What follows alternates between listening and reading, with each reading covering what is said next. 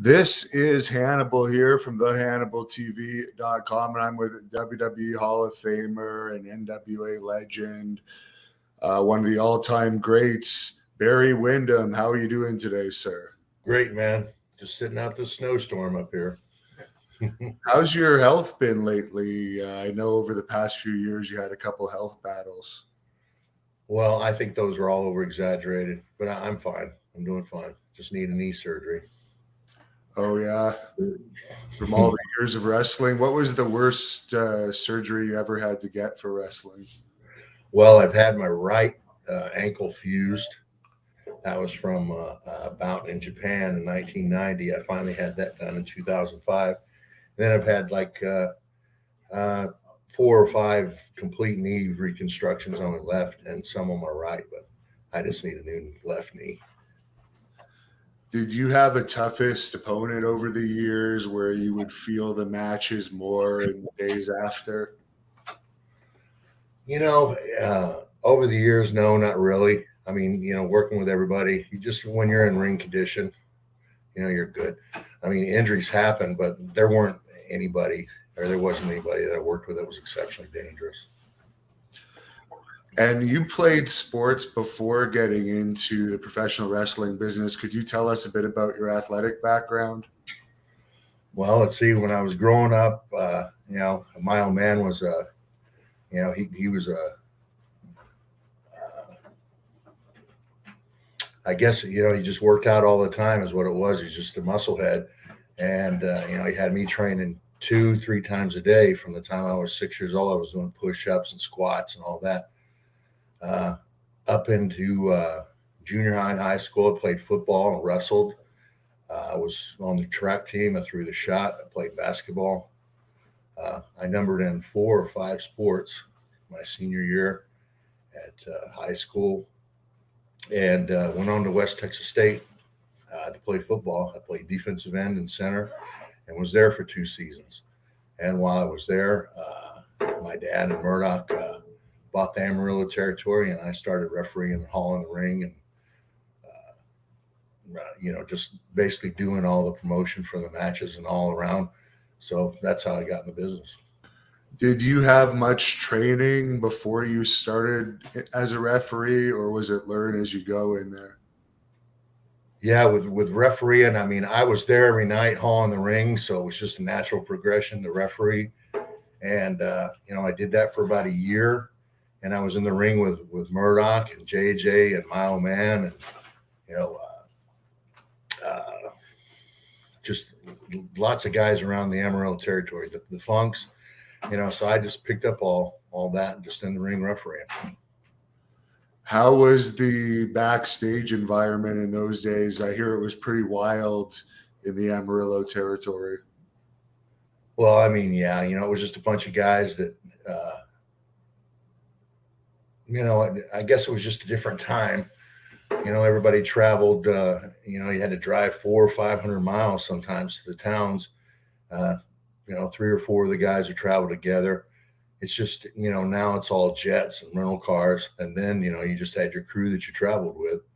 So as far as the dressing rooms, there were always fights and arguments and stuff like that. But, it was just a different time in the business. What was that story with you and Billy Jack Haynes? Speaking of fights, didn't you get into it one day over something to do with his hat? We call it Billy Whack. I guess that's for a reason. But Billy was in the ring wrestling. There was a wrestler named Mike Davis who, he was a river. He put Billy Jack's hat on his boots and put a little note, Billy Jack with his shit kicked out of him. So Billy Jack came back in the dressing room and was pissed off about it. And I said, hey, man, just lay off. It's just a rib.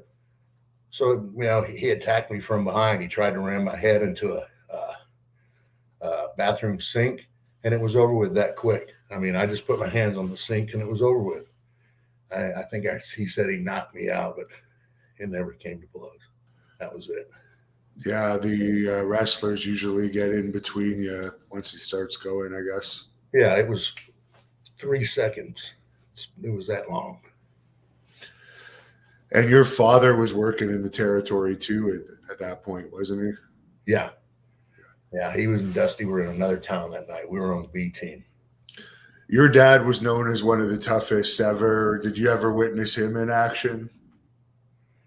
I've seen him beat the stink out of Ole at least twice in the ring.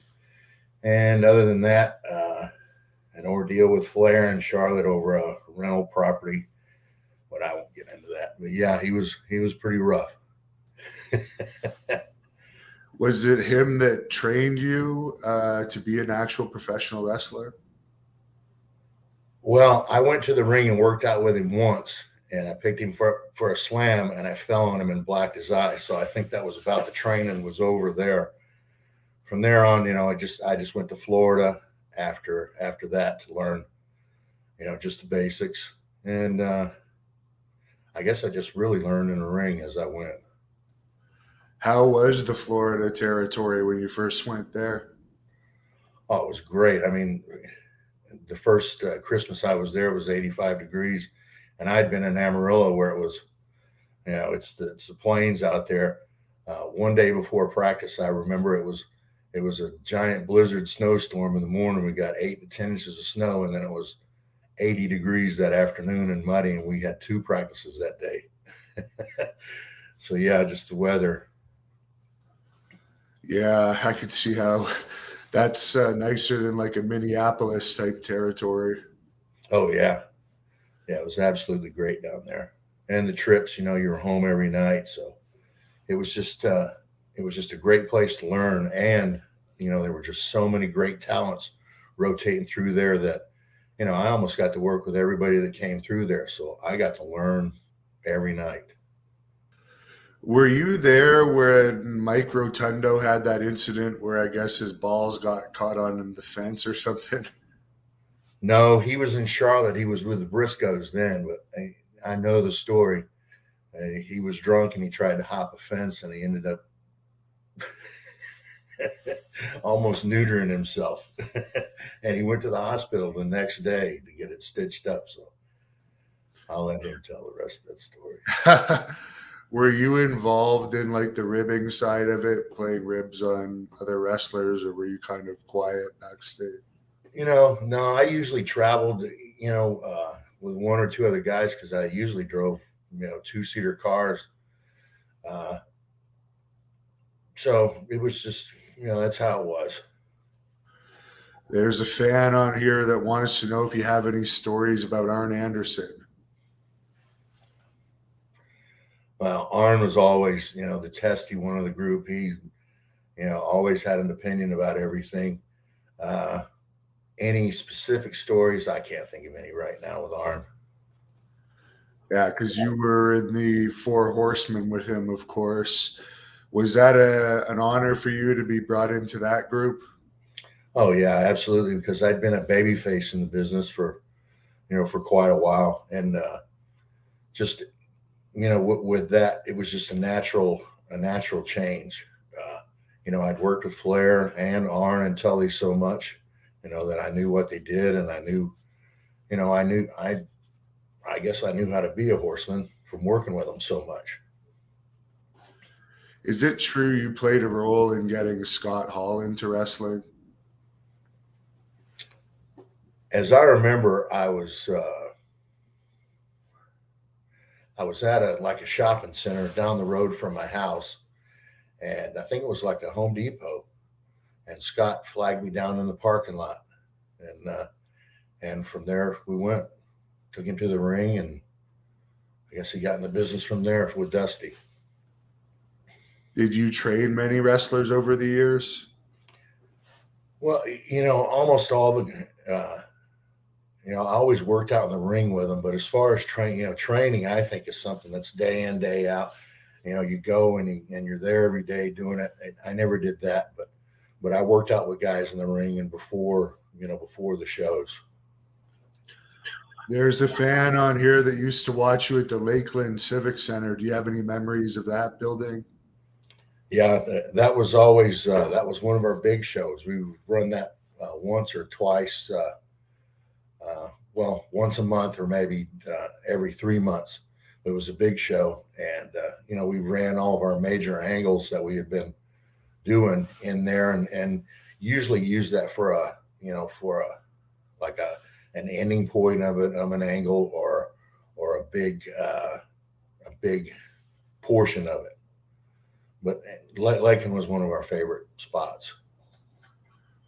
Robert on here wants to know if you have any stories about the Iron Chic. Yeah, the Chic was always entertaining.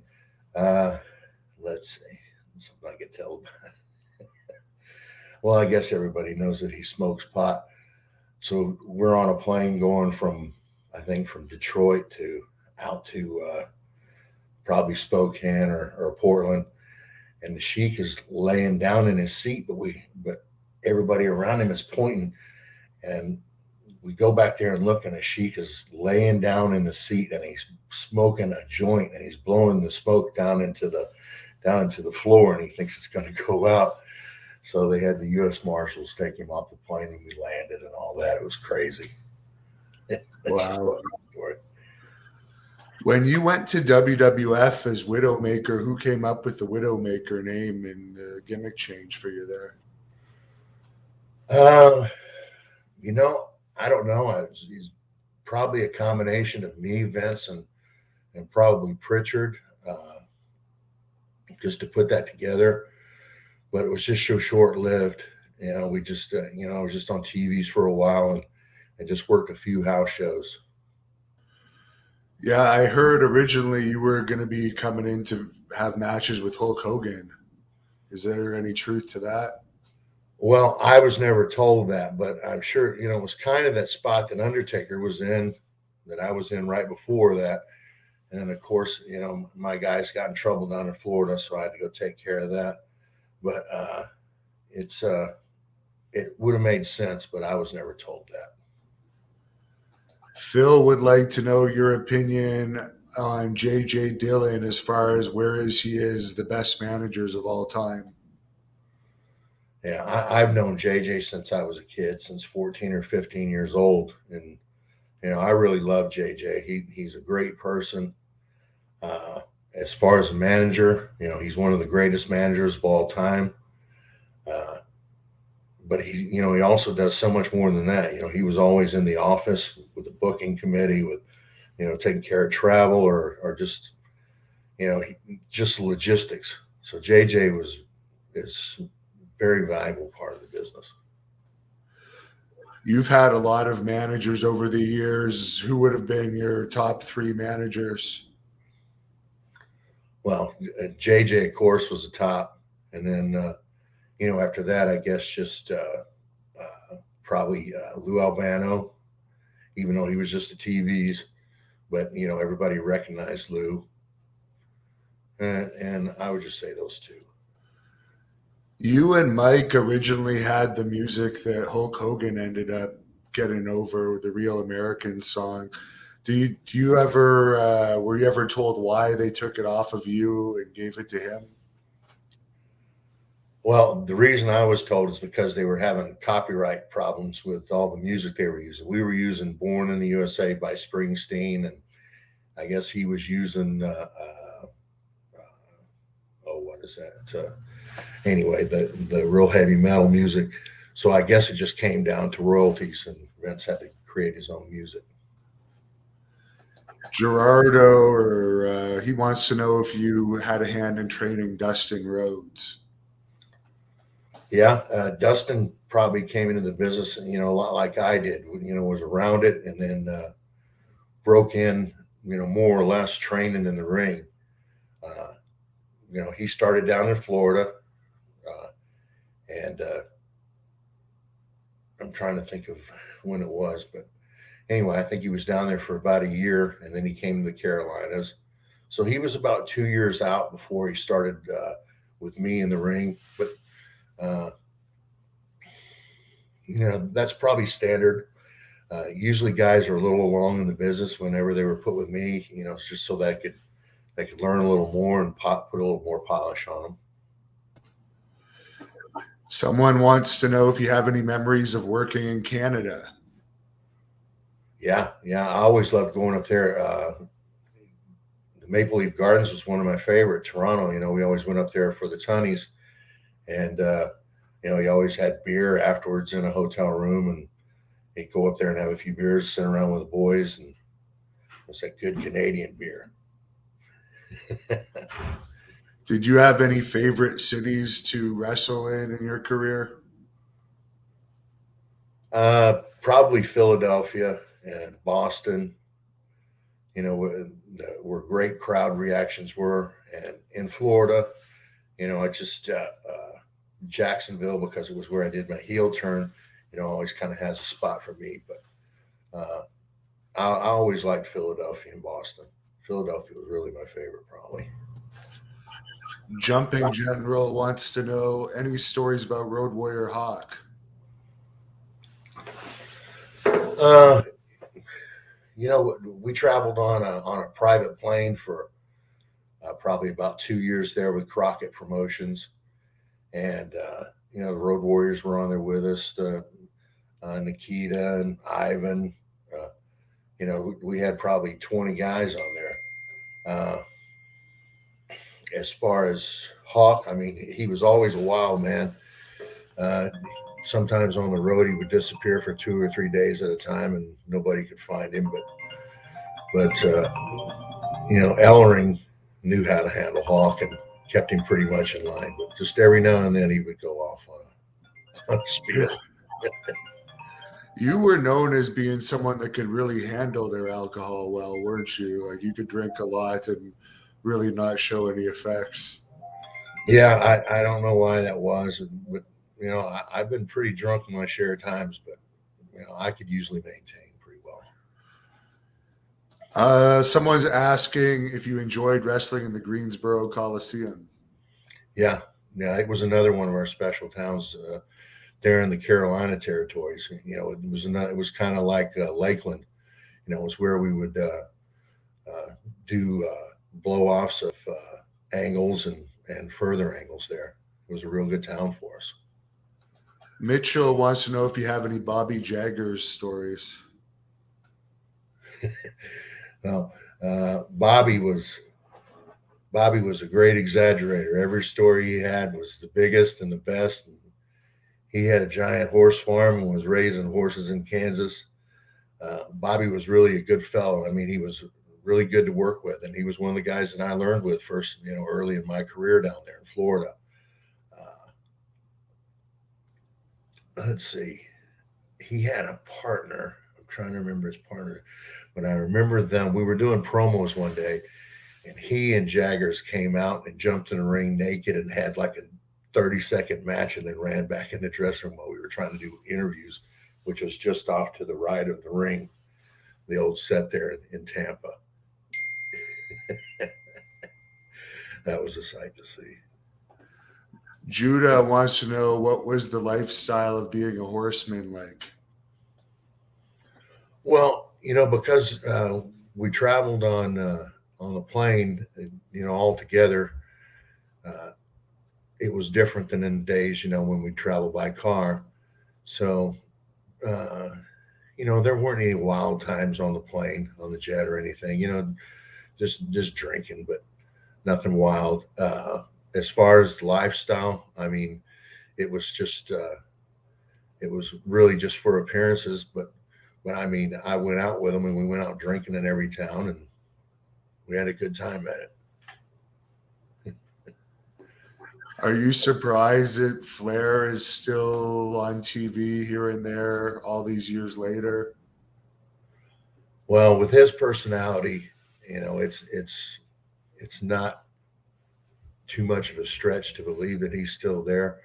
I'm glad that he's still going strong, and I hope he lasts a lot longer.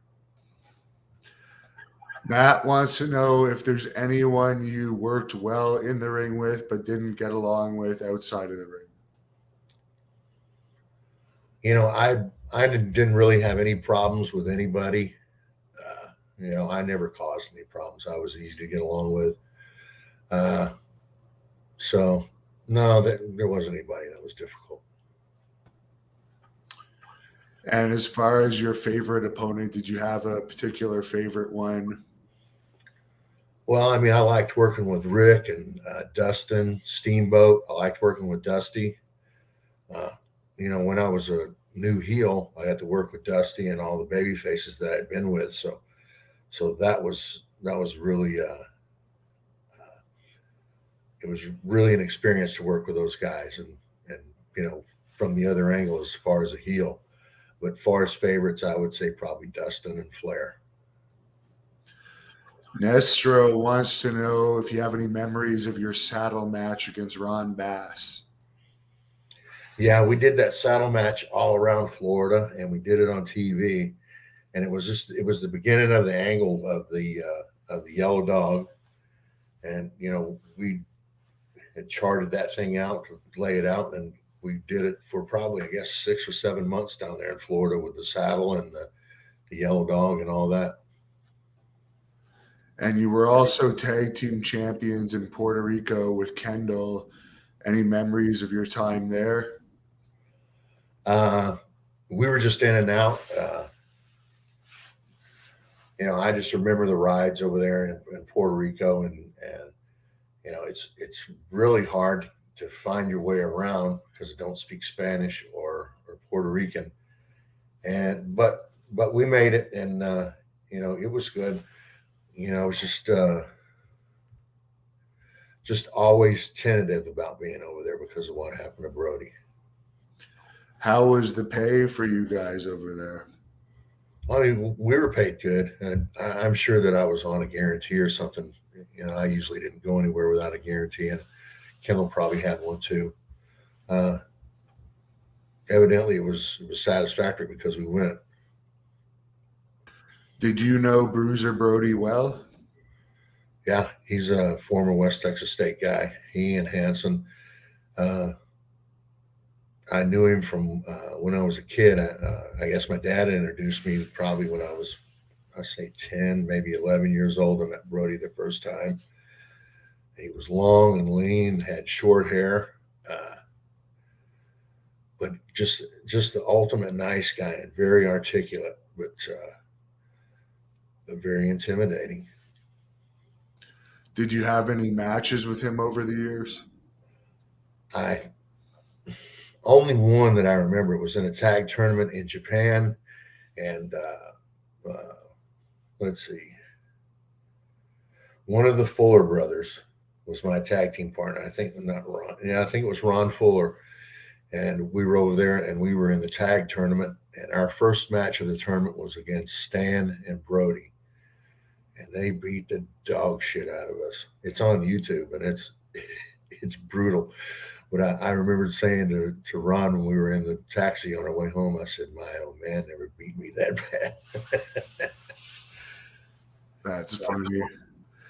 Now, Stan Hansen, he was a big star from West Texas State too. How would you compare the two of them as football players? Did you see either of them on the football field? No, I never got to see him play football. Just always heard the stories, but never got to see him. Phil wants to know if Born in the USA was your favorite theme song of all the themes you've had. I think I like the ZZ Top one, the one that's probably the best one. The Born in the USA was maybe the best, the most well-known because of Springsteen, but I like the ZZ Top myself. Tommy wants to know if you have any Tony Schiavone stories. And Schiavone was one of those guys that would never go out drinking with me because he knew that it would be devastating for him. But I got him one night in Albuquerque, New Mexico. And after we'd been out drinking, I took him to Whataburger, and I had to carry him to his room. And I put him on his bed, and I stuck a Whataburger to his forehead, opened. I'm sure he remembers the story too. Phil wants to know your thoughts on wrestling David Von Erich.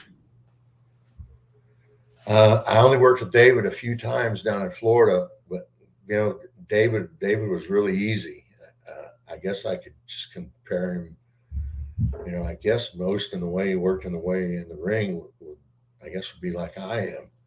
He was methodical and he was a technical wrestler, but he was long and lean, but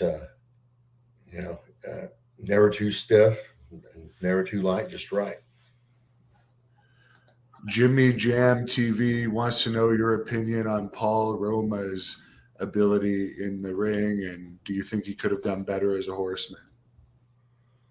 Well, I mean, Paul definitely had the look, but of a horseman, and I think that's why he was made a horseman for the look.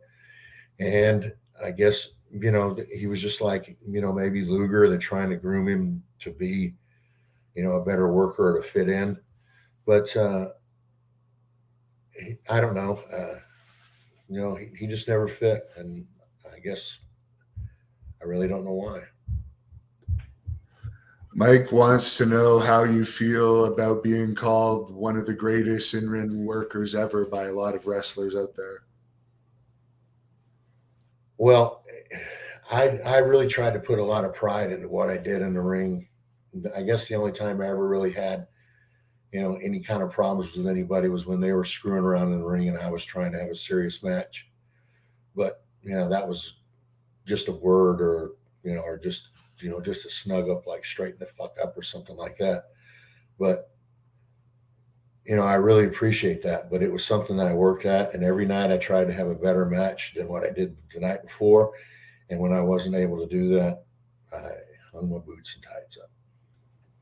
How old were you when you actually retired? I had my last match in 2004 in Tampa. But before that, it had probably been 2 or 3 years before I'd been in the ring then. Mike wants to know if you have any Matt Bourne stories. I really don't. I wasn't around Matt. I only, secondhand stories like of him and Charlotte walking down the highway, towards the town. Guys passing him and wondering what the fuck he's doing. And one was he was barefoot, and I guess his girlfriend had put him out on the side of the road on the way to town in the Charlotte territory. So, and he was just walking along the highway. But not really. Other than that, I don't really know any Matt stories. Ed wants to know if you preferred singles or tag matches. I preferred working single, but tag, was for me it was really easy. Half the work, but I also worked the apron too. I guess if you'd watch that, and that's something that I noticed a lot of guys not doing now. They don't work the apron, to get the fans going or to work with the heels. So that was just something I did. Jody wants to know if you have any Andre the Giant stories. I would say it was probably about late 1980, and Andre traveled with me when he was in Florida. And I would drive. Mike Graham had a 71 Cadillac limousine that we called the Shark. So I was taking Andre to Tallahassee. I got him to Tallahassee. We had our matches. We're on our way back, and Andre wants to get to the bar before it closes. And it's like a 300-mile drive from Tallahassee to Tampa, and it's back roads too. So we stop at the liquor store, and I get him 2 cases of Blue Nun wine. 2 cases. That's just the start. And we start down the road, and he says, "Boss, can we go a little faster?" So we're going down a stretch of highway. It's down Highway 19. That's probably a 50-mile stretch of nothing. And I'm running about 120, 130 miles an hour in this big old Cadillac. And I see a blue light in my rearview mirror, and it's miles back. I tell Andre, I said, "There's a cop behind us." He says, "Can you outrun him?" I said, "I think so." So I kept going, and that cop kept chasing us. So finally I had to slow down. It took him about 5 minutes to catch us after I slowed down. And he got out of his car, and he came up to my window, and he told me to get out. And when I got out, this guy was like, he was 6'10", slim, but he was pissed. And he said, "You know how many of you motherfuckers I scrape off this highway every weekend driving like you?" And I said, "I was just following orders from the boss." He said, "I don't give a fuck who the boss is." He said, "You back there, get out." Andre pushed the door, and he stuck his boot out the door. And I saw this guy look down at Andre's boot, and he took a step backwards. And then Andre just stuck his head out above the window and said, "I'm the boss." And he stuck his head back in. This guy wrote me a ticket for 126 miles an hour and said, he said, "I'm going to have every state trooper between here and where you're going looking for you." And he said, "Don't speed." So when we got out of his lights, we shagged ass and made it to Tampa before the bar closed. Andre said he'd pay the speeding ticket, but he never did. That's my story. Were the police nicer in those days with wrestlers? Like a lot of the times, would they let you off a ticket? Well, I mean, I think they knew what times, what towns we were running, because there were some guys that were just, every week they wrote the guys a ticket. And it was like that way in Charlotte on Highway 49 between Charlotte and Raleigh. There was a cop that always waited for the guys when they ran Raleigh after they did TVs. And he wrote my dad, Wahoo, Flair. I mean, all the guys that rode there, he wrote them all tickets. So I think some of the guys lay in wait, but it's just because some of them were fans. But most of the cops were nice and good to us and treat us fairly. Ibzan wants to know your thoughts on Blackjack Lanza's passing and how was he as a person? Lanza was, he was one of the guys. I'd never seen him lose his temper. He was always straight and cool. He was a no bullshit guy, just always straight and told you exactly what you need to know, whether you wanted to hear it that way or not. He was lead agent there for Vince for years, and he was one of my favorites. He and Strongbow were my favorite agents. It's just so many of the guys are going, that I was raised and brought around. Freak Daddy wants to know if you ever wrestled Buzz Sawyer. No, I missed wrestling Buzz, and Buzz was, he was in Louisiana when I was in Florida. When he was in Florida, I was in the Carolinas. I always missed him. How was Steve Austin to work with? Someone wants to know. Hey, Steve was really good in the ring. Just another one of the guys that's just so easy to work with, just the ultimate professional. Just one thing, he had a thing with his right hand. He kept hitting me in the teeth, and he did it like 3 or 4 times, and we couldn't figure out what it was. And we watched the match back and couldn't figure out how he kept hitting me in the teeth. But I guess he's got a permanent scar on his knuckle where he hit me in the teeth 2 or 3 times during 2 or 3 matches. Were you surprised on how well he eventually did in WWE in later years? Well, I mean, nothing about the business surprised me. Some guys are just there at the right time. They have the right timing, and everything clicks for them. And he's one of those guys that it happened for, and it couldn't have happened to a better guy. How did you like working with Dusty Rhodes when Dusty was booking? Dusty for me, I traveled with him when I was a babyface for years. We were great friends, and we talked to business a lot, and we put together lots of angles and stuff, not just for us but for other guys. But working in the ring with Dusty, I knew what he was able to do and what he was capable of. And I think I took him longer than his usual, 10 or 12 minute matches. I think we went 20 or 25 minutes a few times. So, he was excited about working with me as I was about him, and it worked out great. How did you like going from those long matches of NWA to the shorter WWF matches? Well, it was hard for me because, I was always trained to tell a story with a match.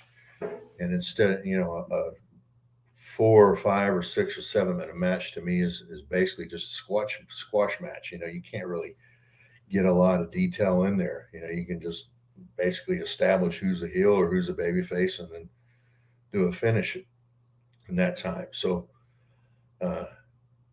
I just prefer longer matches. Now, of course, Bray Wyatt had a lot of success. He's related to you. What are your thoughts on how he did in WWE? Well, I mean, he did as well as you can with Vince, you know, with all of his ideas and all, and especially getting any of it past Vince was really an accomplishment. But Vince must have, you know, seen something in it that he did. Wyndham is one of the most creative people that I've been around. He has a crazy imagination, and it's one that he can interpret into the ring and to the storylines. Were you surprised that they released him last year when he was one of their biggest stars? Yeah, I was. I mean, I was surprised at Strowman and him and Wyndham, but Vince is trying to accomplish something there. It looks to me like he's trying to get the company looking nice and spiffy for a bidder to come and buy it. Yeah, have you tried watching the product at all lately? No, I haven't. I haven't watched it in quite a while. Have you seen anything of AEW? I saw their first couple of shows, and then that was it. I saw that first Cody promo that he did. That was really a great promo that he did in the ring, and I don't really watch much wrestling after that. All Bricks Count remembers watching you and Mike wrestle the Sheik and Volkov in Toronto. Any memories of that feud? Sheik and Volkov, I mean, yeah, we worked with them every night, and just to give me and Mike a little change up in the match, we would switch who would sell and who would make the comeback, and that would totally mess up the Sheik and Volkov because I don't know what the problem was. We would try to explain it to them that you're getting the heat on me instead of Mike tonight, but it was always exciting with them. But we always worked it out. They were really good hands. John would like to know, what was Rick Rude like to work with? I mean, Rick was one of those guys, you know, out of Minneapolis. Just you know, a great promo and a great look, and he was really easy to work with in the ring. You know, he had Paul Jones as his manager, and he had Medusa.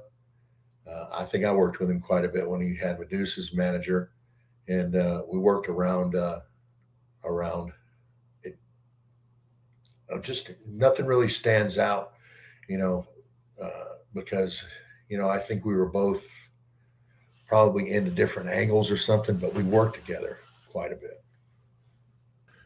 Keeping it redneck wants to know if you have any memories of wrestling in Norfolk, Virginia. I mean, Norfolk was in the Charlotte territory. It was a 350-mile drive for us, so we would drive that on, I don't even remember what day it was. It seems like it was Thursdays. But we would go up there to the Scope, and it was a different arena. I remember, you know, being a round building. I remember I wrestled John Studd there a couple times. Other than that, just not any real memories of Hampton or Norfolk. Shannon would like to know, who was your toughest opponent in the Florida territory? I would say probably Ron Bass, or I worked with Harley a bunch when I was down there, when Harley was still champion. Morocco, bless his heart, you know, he trained me in the ring. He took me every night, 20 minutes Broadway for probably 3 or 4 months. And he would just beat me, and I would be just like a pulp laying in the ring. And we would get through that 20 minutes. But that was, I really credit Morocco with a lot of ring time with me, and I learned a lot from Don. Yeah, he seems like a pretty nice guy. Did you ever hear the story about him like peeing on an agent when they wanted him to take the piss test in WWE? No, I didn't hear that story, but that sounds about right. Yeah. Is it true that you dropped your keys in the toilet once or something and Rip Rogers stuck his hand in there to get it? Or is that a myth? No, that's a true story. Oh, wow. It was in the, God, what a terrible, see, these are the kind of stories I hate telling, but he's already told it. But it was in the shitter, and I didn't shit in it. Somebody else already had. But when I was flipping my pockets, my keys dropped right down in there, and it was a horrible mess. And Rip Rogers was there, and I was looking for a coat hanger. He says, "Hey, I'll do it." He said, "You got to pay me." I said, "Whatever." I got in my pocket. I probably had $150 in my pocket. I gave it to him. He stuck his hand in there, washed the keys off, and handed them to me. And it was brutal. But it's a definite true story. Yeah, I think it made Mick Foley's book or something. Anthony would like to know your thoughts on teaming with Ronnie Garvin. Ronnie was great to tag with. I mean, he was always. We flew around with him up there. I've got a horrible flight story with Ronnie Garvin, but I'll have to check with Ronnie before I can tell it. But Ronnie in the ring was great, and I think Dust was trying to find a spot for him to fit in, and it was me probably made the best sense as far as a tag partner, and we won the tag championships. He was a really good partner. I learned a lot from him too. Are you still involved in the wrestling business at all, like consulting for any companies or doing appearances or anything like that? No, haven't been for quite a while. I see. Do you have another job, or are you just fully retired now? Well, I'm fully retired. I restore old pickup trucks and motorcycles. That's what I do. It's my hobby. How was working with Lex Luger? Walter would like to know. I mean, Lex was, when he first started out, he was green, and everything was choppy and hard. I was working with Luger in Daytona Beach, and right out of the chute, it was a deal to where I'm trying to remember exactly what it was. I think I was wearing a dress, and I went out and was sitting in the crowd in a dress, and Luger made a challenge to anybody, and I stepped into the ring and pulled the dress off. Well, as I pulled the dress off, Luger did like this and hit me right between the eyes, and I've got a nice little scar right there, but that was from Luger. But almost everything he did at first 2 years hurt. How was he backstage to you? I know he's changed now, but we always hear the stories. He had a bit of an ego at first. Well, with me, he was fine. I'd been around guys that, he was, he just had the bodybuilder, man.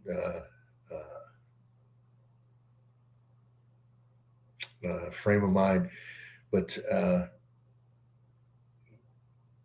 he wasn't hard to deal with, and he never really had an attitude with me, so it was fine.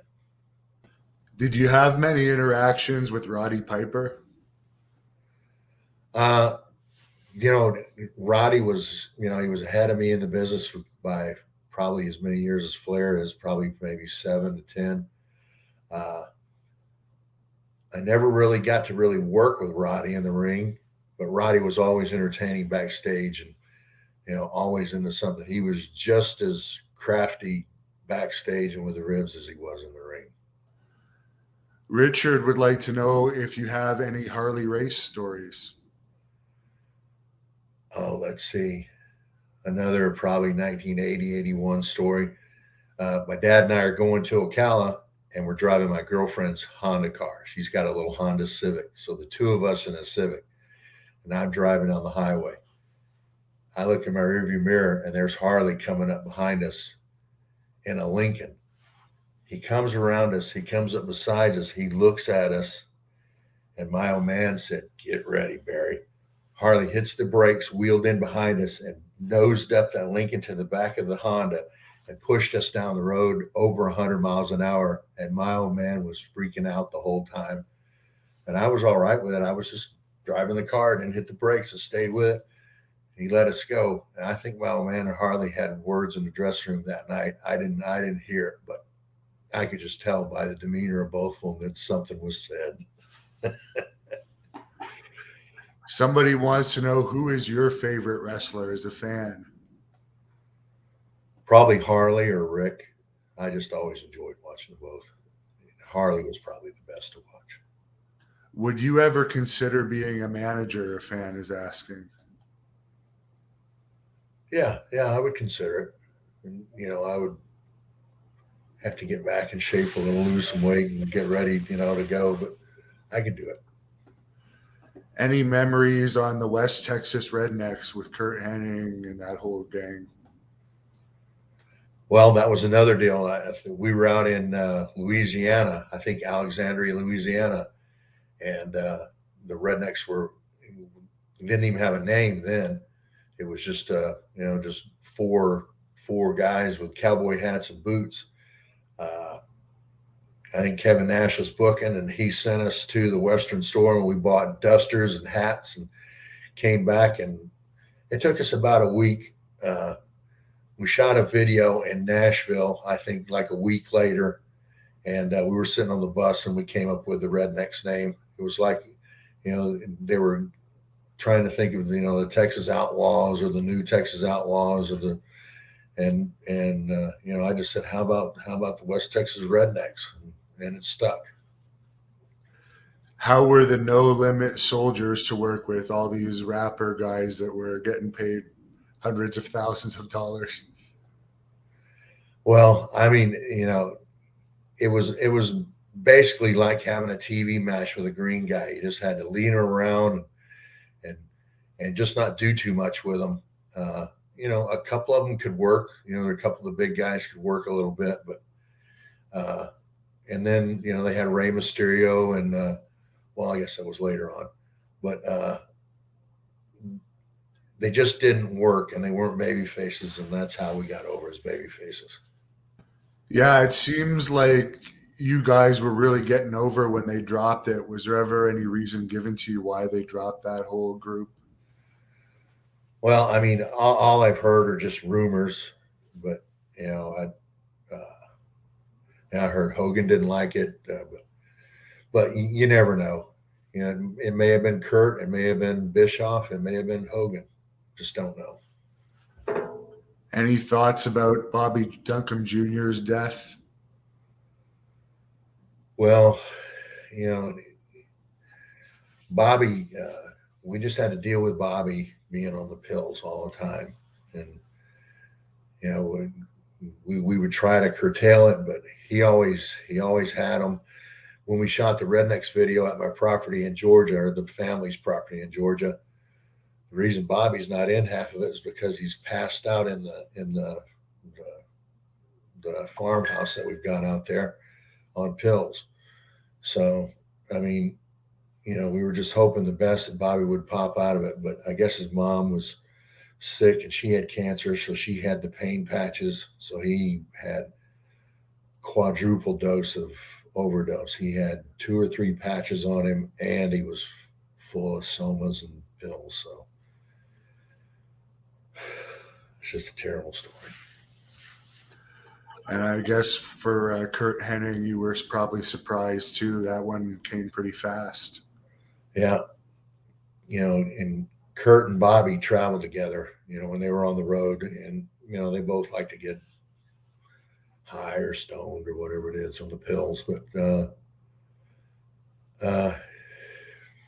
for Curt, I know he was pill shopping with doctors. He had different doctors all around the country, one in Louisville, one in Tampa, one in LA, one in New York, where he could always get his refills whenever he was in town. And that's just what he did. And finally caught up with it. How did you like the Stalker gimmick that they gave you for your latest WWE run? Well, it wasn't my idea, and I don't think it was the greatest idea, but it was just something that Vince wanted. And, you can see kind of the progression of it. I started out first with the face paint, and then I, took the face paint off and then tried to work my way into it, but it just never worked out. I wasn't comfortable with it, and I don't think Vince really liked it. I think it was just a little get back. At least you didn't have to put on wrestling gear when you went to work. You could just show up in your clothes. Yeah, I could have just worn what I came in off the street off of. How did you get along with JBL when you were doing the new Blackjacks? Oh, he was great. He was always great with me. I knew that he was a little bit of a bully, but he was always a bully to everybody else, and I was always kind of the buffer. We're working in Japan, and all the guys would say, "Please tag the little Blackjack back in. He's not so stiff." and Baba called us in and said that Bradshaw had to loosen up, or we were going to go home. So Baba had a meeting with us too over him, and he was just overzealous in the ring. He just, he thought to make it look good, you had to lay it in, and that's not necessarily the story. Al wants to know, how was it working with the face, Captain Lou Albano? And he was known to be pretty wild on the road. Well, I was never on the road with the captain, but we were always, at TVs when Mike and I first got together there as US Express. Cap was always drunk at TV, and always had his drink in his hand. And he called Vince Vinny. So I don't think Vince likes being called Vinny. And he would be drunk. He would get fired at TV, and then he'd be hired back the next day. And he was a belligerent drunk, and he was brutal on Vince. Did he give you any advice as a manager that was useful? No, I mean, he was just there, for the face of us, just for television exposure. He was one of the old timers that had been there for, golly, I don't know how long he'd been there. I know he was there with Vince Sr. He was just always entertaining in the dressing room. Did you ever witness any backstage fights in the dressing room?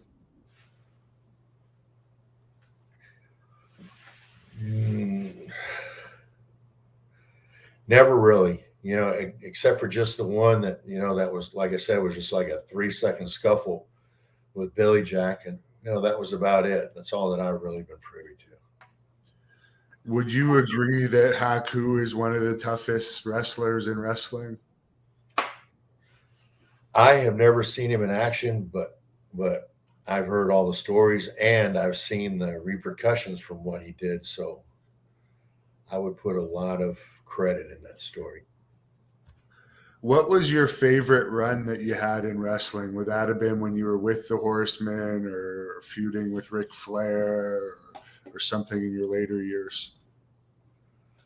I would say favorite run, it was probably, with the Horsemen, as far as, travel and everything. We were traveling on the jet, and we were always there together. It was me, Arn, JJ, Rick, Dusty, and one or two of the other baby faces on the jet. So, I mean, that was a good time. But as far as work and in the ring and happiness and being home, was probably down in Florida. And I would say around the time working with Ron Bass. Because, I mean, we had it all going, and we were making good money, and everybody was happy and excited, and it was fun. Was there any town that was better than others for groupies? I'm sure you didn't have any problems with the girls back in the 80s. Well, in Florida, Florida's loaded with beautiful women anyway. But, there were always girls at the matches, and, we've met a few, and knew a few. I never met any bad girls at the match. They were all good.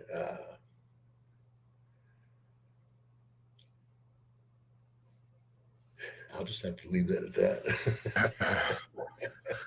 Do you have any advice for wrestlers out there, both maybe as a babyface and a heel, if they're watching this?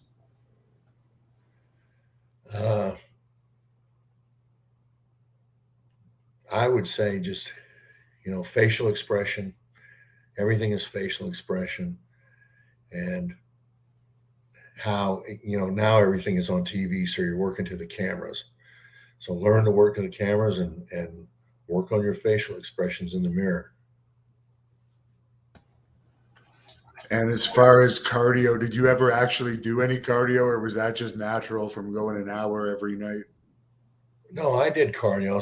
I just didn't work out with the other guys. I didn't go to the gym with them. But I mean, I had trained from the time I was 6 years old with my old man. He had me doing Hindu squats in the morning and push-ups. 2 and 3 times a day. When I was in high school, I had a workout regimen that I had to do that was on the wall that I had to check off. And I had buddies that came over and worked out with me. It was just that, later on in the business, I guess I was in shape, but, I had a treadmill at home. I worked on the treadmill and I had dumbbells, but I just didn't go to the gym like they did and work out as heavy. The salesman wants to know your thoughts on Bill Watts as a booker. Bill is a talented booker, but he rules his territory or where he's booking just by chaos and he's a bully, but he really could never bully me because I was raised by the ultimate bully, and I think he knew that, so he never really tried anything with me. How did you like working with Sir Oliver Humperdink? Hump was always the best. He and I were really good friends down in Florida. I traveled with him when I could. He was always a heel. I was a babyface. But like I was telling the Scott McGee story earlier, Scott McGee and I had won the tag championships. We were traveling with Hump, and somehow Scott had ended up being naked in Hump's van.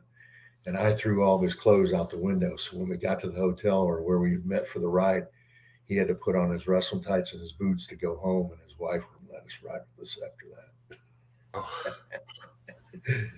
that. Well, I'm sure he was stoned and drunk and all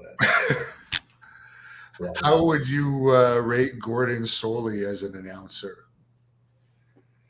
Well, for years, Gordon was all that I knew. So he basically led me in promos, and when he first taught me with promos, he would have a conversation with me, and that's how I would get my promo over. And later, as it developed, I was just thinking about how Gordon did it, but Gordon was the best at bringing that out in guys, and covering for them and giving them something to talk about.